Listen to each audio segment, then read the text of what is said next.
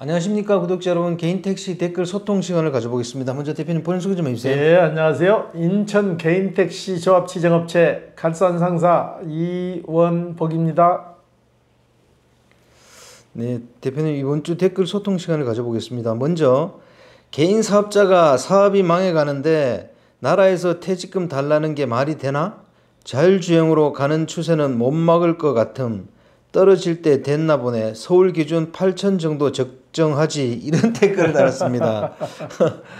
이분은 개인택시 좀 부정적으로 보시나 보네요. 개인택시에 대해서 잘 모르니까 그냥 한번 질러본 거겠죠. 네. 개인택시는 이거 가장 정직한 직업이에요. 본인이 열심히 하는 만큼 돈도 되지만은 개인택시가 그렇게 떨어질 수도 없고 떨어져서도 안 되는 거죠. 이거 개인이 돈 주고 사서 문건인데 국가에서 임의적으로 얼마 측정해서 뭐 그렇게 해서는 되나요? 안 되지. 그 시세에 맞게 그 흐름에 맞게 보상을 해주는 게 맞는 거죠. 예. 서울 개인택시가 8천 정도로 떨어지면 이분한테는 무슨 이득이 있어요?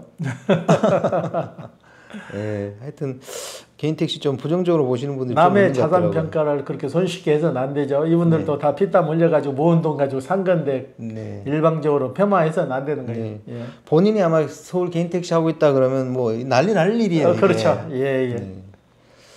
다음 댓글은요. 일자리를 줄이는 정책을 내놓는 나라는 대한민국이다. 일자리를 늘려야 국민들이 먹고 산다.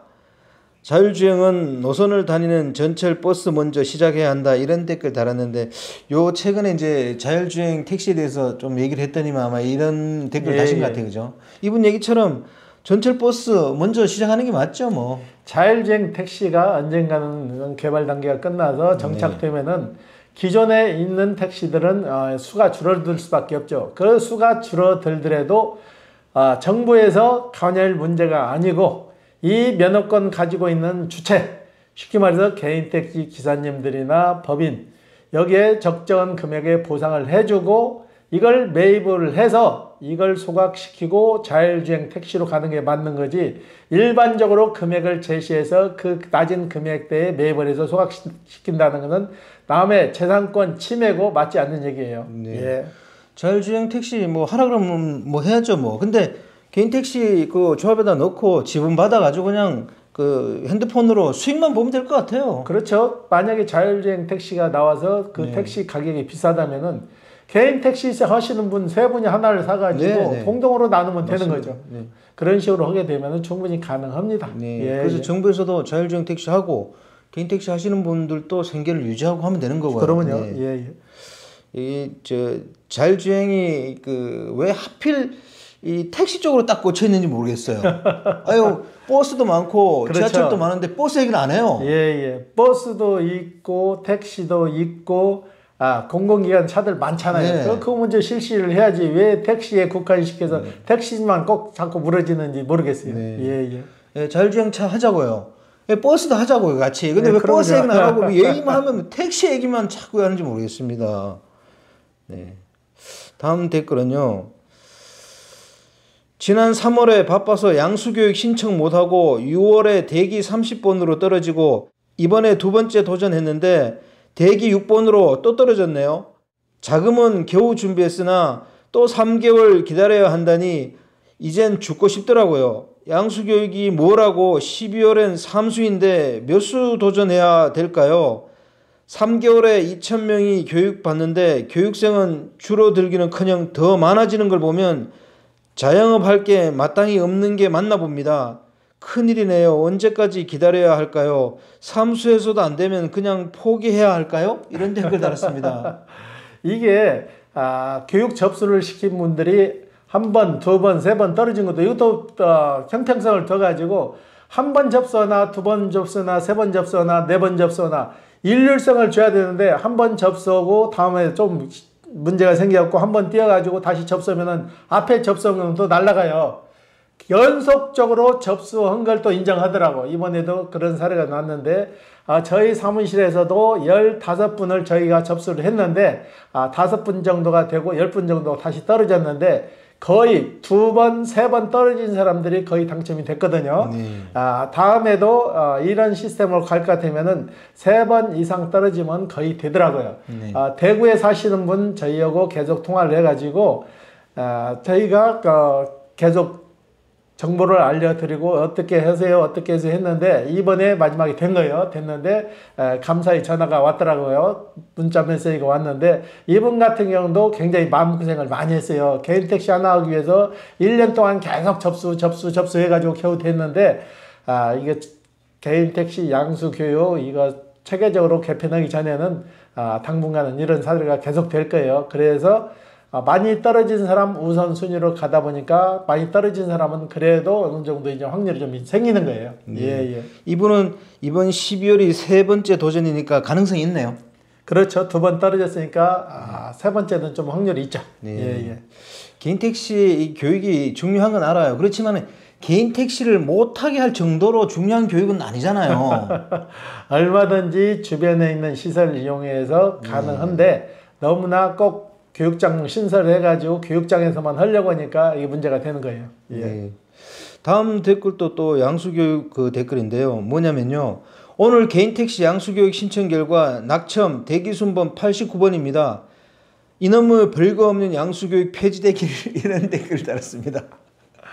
개인 택시를 하려는 분들은 계속 밀려드는데 실질적으로 교육받을 수 있는 인원은 한 기수에 2,200명 정도가 접수할 수 있는데 몰리는 인원이 거의 10,000명 정도 육박하니까 이런 사태는 계속 지속적으로 이어질 거예요. 지금 64년생부터 74년생까지 제2의 베이붐 세대들이 제2의 직업으로 선택할 게 마땅치 않으니까 개인 택시 쪽으로 많이 몰리다 보니까 이런 사태가 계속 이어지는 것 같아요. 개인 택시 살려는 분들은 꾸준히 느는데 교육 제도가 뒷받침이 안 되는 거죠. 예. 대기 순번 89번이면 가능해요? 100% 불가능합니다. 아이고야. 예. 그러면 다음 기회를 대기 순번 5번 안에 들어도 희망성이 없어요. 요즘은 꼭 개인 택시 살려고 하시는 분들이 접수시키기 때문에 대기 순번 타도 거의 되질 않더라고요. 네, 맞습니다. 그 정도로 우리 한국 사회가 고령화되면서 할 게 없다는 거죠. 자꾸 뭐 자율주행 택시 하니까 그럼 일자리 어떻게 할 거예요, 그러면? 지금 고용 정책을 펴가지고 더 일자리를 만들어야 되는데 있는 일자리도 줄여가지고 로봇한테 줄 수는 없는 거 아니에요. 그렇죠. 그렇기 때문에 자율주행 택시 나온다 하더라도 택시 찾는 분들을 수요성은 꾸준히 늘고 있잖아요. 네, 맞습니다. 다음 댓글은요. 법인 택시를 서울 500대를 개인 택시로 전환 입찰로 8천만 원에 판매한다는 말이 있는데 현 시점에 대한 이율배반적인 행동, 경악을 금치 못합니다. 형평성에 맞게 기존 소유자들에게 차액만큼 보상제도 필요, 불이행 시 택시업계의 끔찍한 불행한 사태 염려 이런 댓글을 달았습니다. 그 법인 택시를 개인 택시로 전환하면서 7천에서 8천만 원을 준다 뭐 이런 얘기가 나돈다 이런 댓글인 것 같아요. 잘못돼도 한참 잘못된 거데 지금 실질적으로 법인 택시, 휴먼 택시들 그 휴지예요, 휴지. 정당한 금액이 거의 1,500만 원 정도밖에 측정이 안 됐는데 그 금액을 너무 과달려서 부풀려 가지고 보상을 해주고 개인 택시로 전환한다면은 그 피해는 고스란히 개인 택시 하시는 분들이 따르는 거예요. 돌아다니지 않아도 될 택시 500대가 더 늘어나는 거잖아요. 휴먼차 있을 때는 그 대수가 돌아다니지 않아서 그래도 괜찮았는데 500대가 늘어나면 기존에 개인 택시 하시는 분들 수입이 그만큼 줄어드는 거잖아요. 그러니까 그 500대 늘어나는 만큼 기존에 우리 개인 택시 하시는 분들한테 그만큼 보상을 해주는 게 맞는 거죠. 예. 저는 이걸 딱 보면서 사자성어가 생각이 나더라고요. 뭐냐면 조삼모사. 이건 진짜 좀 정책하는 분들이 좀 신중을 기해야 돼요. 예. 다음 댓글은요. 먼저 개인 택시의 재산권에 대한 이해가 필요. 과거 고도 성장 시대에 국가가 해야 할 수송 부담을 택시가 감당하게 전가. 그것도 정부 통제하에 열악한 운행 조건으로. 그에 대한 보상으로 장기 근속자 우선으로 개인 택시 발급. 양수도 가능하게 상속, 이혼 분할, 감차 보상 등 재산권도 인정. 수십 년간 저렴한 비용으로 국가를 대신해 시민들의 이동권을 제공한 지금도 그러하고 우리나라처럼 싸고 누구나 쉽게 탈 수 있는 택시는 없음. 이에 대한 보상으로 개인 택시의 재산권 또는 영업권으로 인정된 것. 그런데 이분은 개인 택시 재산권에 대해서 상세히 잘 설명하셨네요. 네, 맞는 거예요. 그래서 저희 같은 경우에도 개인 택시를 팔 때 면허권 값 그대로를 고시를 해요.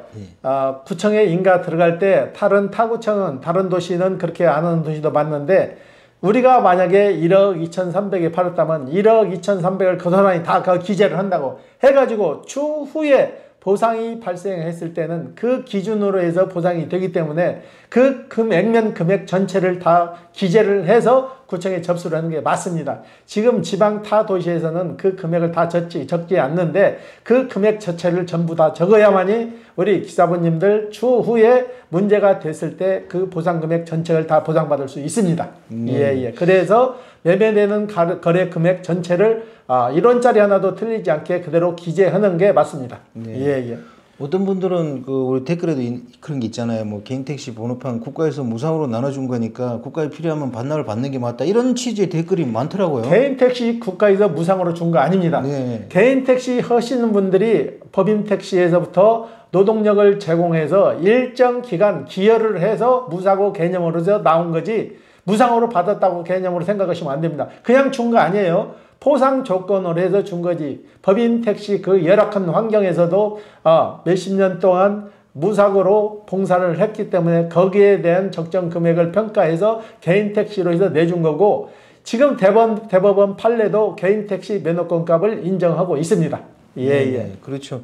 이분처럼 개인 택시가 어떻게 재산권이 형성됐는지를 알면은 댓글 같은데 좀 함부로 그런 이상한 댓글 안 달 것 같아요. 예.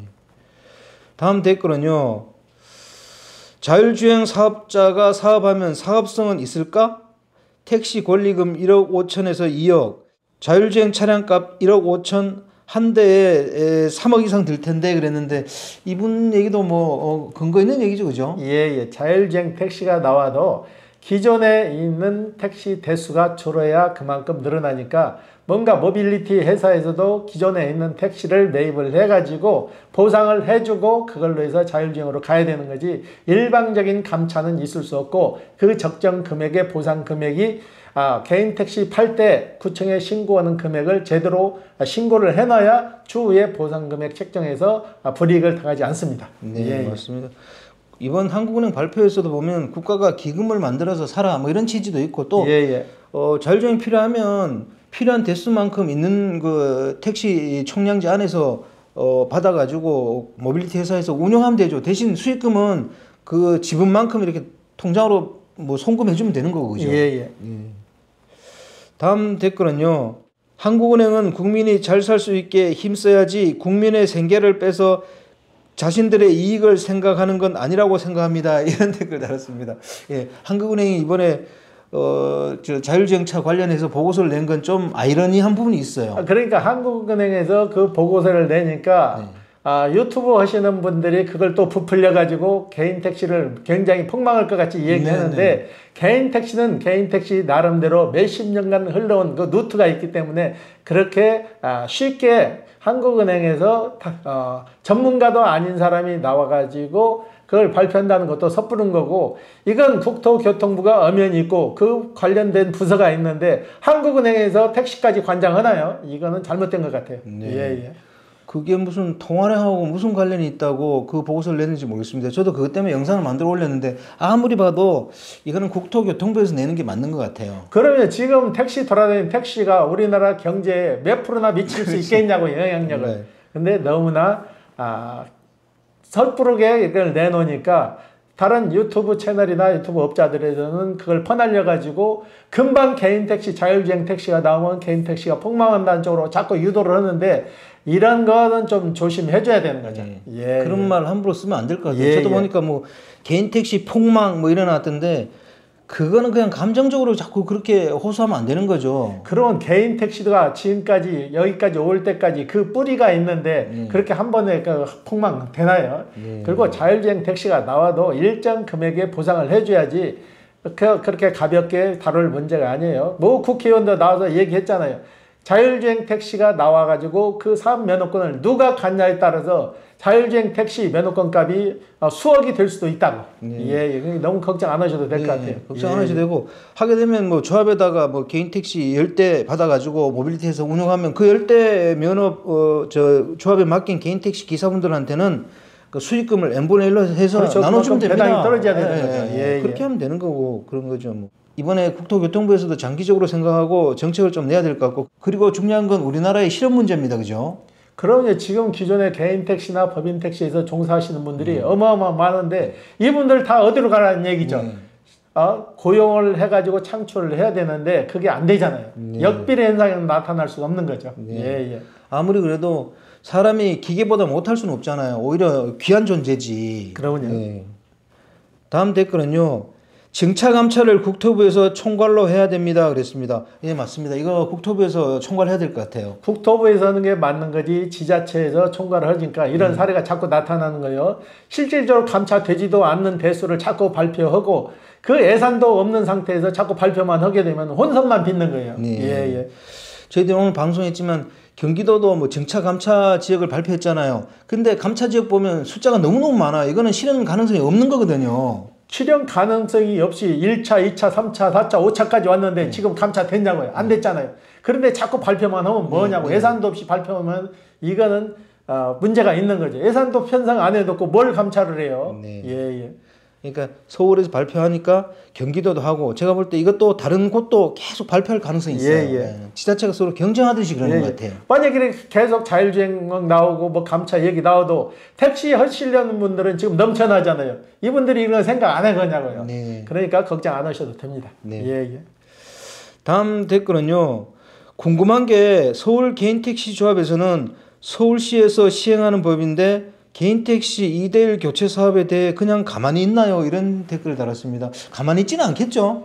그러니까 서울 택시도 법인 택시가 있고 개인 택시가 있는데 개인 택시 대표하고 법인 택시 대표하고 지자체 대표가 나와서 조율을 해야 되는데 지금 이건 잘못 흘러가는 것 같아요. 일방적으로 법인 택시 감차 정책을 내가지고 개인 택시로 전환한다? 이건 아닌 거죠. 그러면 휴먼 택시가 더 늘어나가지고 개인 택시가 대수가 늘어나면은 그 늘어난 만큼 개인 택시 하시는 분들이 피해를 보는데 그러면 법인 택시, 개인 택시로 전환시켜주면서 그 차액은 고스란히 개인 택시 하시는 분들을 손실금으로 충당을 해줘야지 법인 택시 업자들한테 주면 법인 택시 배불리 해주는 꼴밖에 안 되는 거예요. 예, 예. 기존에도 법인 택시가 휴업하는 이유를 나중에 보상받기 위한 거라고 그런 소문이 자자했었어요. 그러면요, 그리고 실질적으로 보상해 주더라도 현실성에 맞는 보상을 해주란 얘기예요. 실질적으로 면허권 값이 5천만 원, 법인 택시 면허권 값이 5천만 원 가지 않습니다. 기껏 가야 1,500, 1,500 가는데 그걸 부풀려서 보상해 준다는 거 그 자체도 모순점이 좀 있죠. 예, 예. 휴업하고 있는 택시 회사에 또 쉬고 있는 법인 택시 번호가 어떻게 가격이 뭐 몇천 이렇게 갈 수 있어요. 누가 가져가라 해도 안 가져갈 판인데. 그러면요, 인수자도 없어가지고 세워놨는데 그걸 뭐 어떻게 보상을 해줄 거냐고요. 이건 맞지 않는 법입니다. 네네. 다음 댓글은요. 당연히 자율주행 택시 운행 시 기존 택시 사업자에게 우선권이 있는 게 당연한 거라 생각합니다. 개인 택시 사장님들 열심히 사시는데 힘내시고 모이면 안 될 게 없습니다. 화이팅! 네, 맞습니다. 네, 맞아요. 그 자율주행 택시가 나와도 기존에 택시 가지고 계시는 분들이 사업면허권을 갖고 있기 때문에 이분들 동의 없이는 자율주행 택시 움직일 수 없습니다. 네, 예, 예. 맞습니다. 다음 댓글은요. 제발 자율주행 택시 한 대라도 내놓고 이야기하라. 은퇴자의 유일한 생계수단을 비판만 하지 말고 젊은이들이 솔선하여 택시 야근 업무까지 일을 많이 해서 승객의 불편을 해소하라. 예, 맞는 얘기 하시는 것 같아요. 예, 예.